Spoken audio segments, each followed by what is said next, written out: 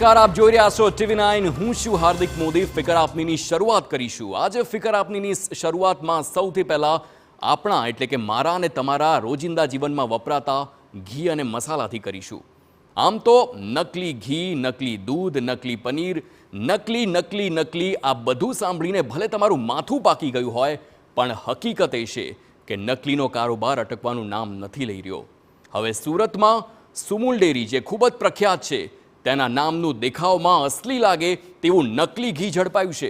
તો બીજી તરફ બનાસકાંઠામાં હળદર, ધાણા જીરું અને મરચાં જેવા જે તમામ વપરાશમાં આવતા મસાલા છે, તેના પાવડરમાં જંતુનાશક દવાઓની માત્રા એટલી બધી મળી આવી છે કે જે આપણને નુકસાન તો નહીં કરે તો જ નવાઈ કહી શકાય. મતલબ કે ગોલમાલ હૈ ભાઈ, સબ ગોલમાલ હૈ.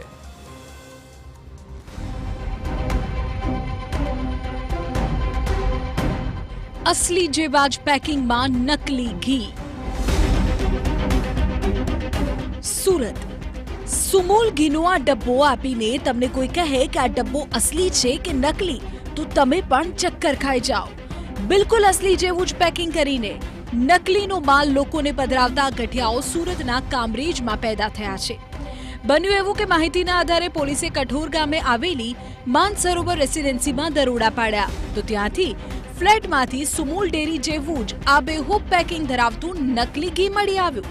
પોલીસે આ કિસ્સામાં પ્રવીણ હરખાણી નામના એક વ્યક્તિની ધરપકડ કરી છે અને 1 લાખ રૂપિયાનો મુદ્દામાલ જપ્ત કર્યો છે. જોકે હજુ 4 લોકો પોલીસ ચોપડે વોન્ટેડ છે. એસએમસીમાંથી ફૂડ સેફ્ટી ઓફિસરને કામરેજ પોસ્ટે ખાતે બોલાવી સદર બંને ટીમો સાથે સદર જગ્યાએ રેડ કરતા Mansarovar building number A7 room number 408માંથી સુમુલ ડેરી જેવા આબેહૂબ પેકિંગ ધરાવતા નકલી ઘીના ટોટલ 108 ભરેલા ટીન તથા 38 ખાલી ટીન, પૂઠા, તે ટીન પેકિંગ કરવા માટેનું મશીન, ખાખી બોક્સ તથા અન્ય સામાન મળીને ટોટલ કુલ 1 લાખ રૂપિયાનો મુદ્દામાલ મળી આવેલ છે. હળદર, ધાણા જીરું અને મરચામાં વધુ પડતી જંતુનાશક દવા. બનાસકાંઠા. વાત બનાસકાંઠાની કરીએ તો અહીં નકલખોરોએ નકલી ઘીના બદલે ઘરમાં વપરાતા મસાલા પર હાથ અજમાવ્યો. એટલે જો તમે બનાસકાંઠામાં રહેતા હોવ તો ખાદ્ય મસાલાનો ઉપયોગ કરતી વખતે થોડા સાવચેત રહો તો સારું, કેમ કે અહીંના મસાલામાં જંતુનાશક દવાઓની માત્રા વધારે પડતી મળી આવી છે.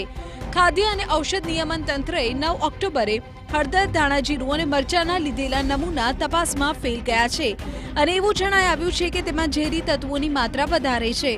આરોગ્ય વિભાગે ભેળસેળની આશંકાથી આ નમૂના લેબોરેટરીમાં મોકલ્યા હતા.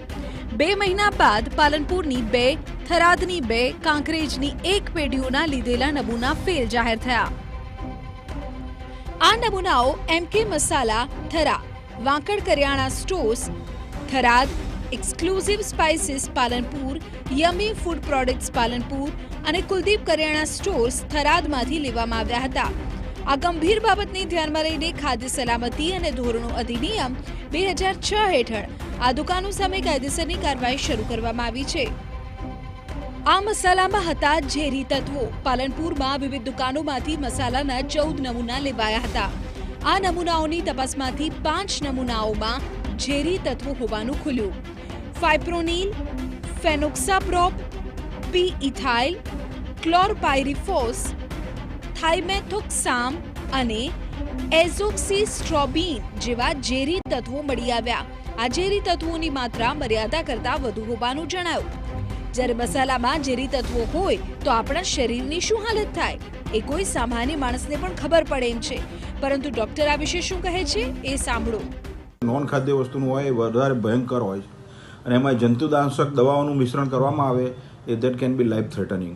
જ્યારે કેટલાક કિસ્સાઓ એવા જોતા હોઈએ છીએ કે જેમાં કેન્સર મળે પણ બીજું કોઈ કેન્સર થવા માટેનું કોઈ રિસ્ક ફેક્ટર હોતું નથી.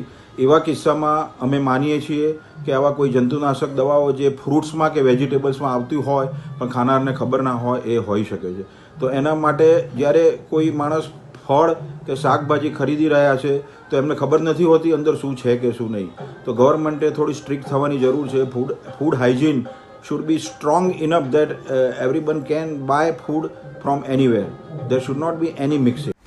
પોલીસે હવે આ કિસ્સાઓની તપાસમાં દૂર સુધી જવું પડશે, કેમ કે આ કારોબારમાં હાથ લાગ્યા હોય એવા આરોપીઓ સિવાય ઘણા બધા લોકો સામેલ હોઈ શકે છે, જેમના માટે નીતિ અને પ્રામાણિકતા નહીં પરંતુ પૈસા જ પ્રાથમિકતા છે.